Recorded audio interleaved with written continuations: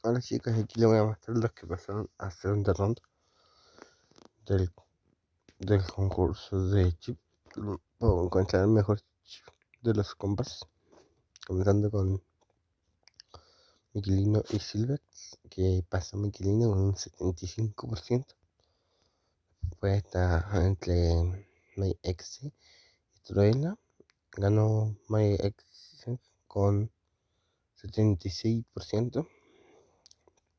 Entre Big Nix y Yonix pasó Big Nix con un 62%. Entre Trolimba y Miguelex pasó Miguelex con un 80%.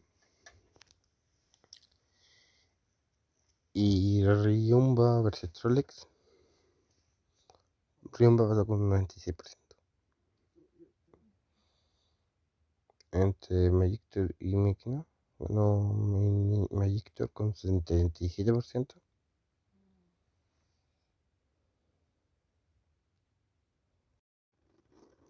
Y entre Mikira y Miguelino X pasó Miguelino X con un 83%.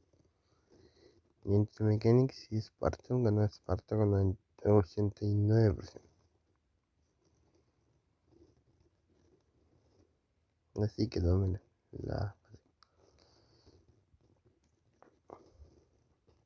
y ver la siguiente.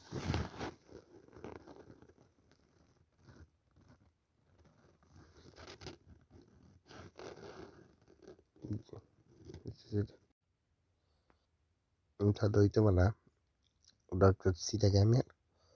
Un saludito para Carita Triste, Hermanito Gamer 94, Carita Triste y Alex. Uno para Alexander Valenzuela.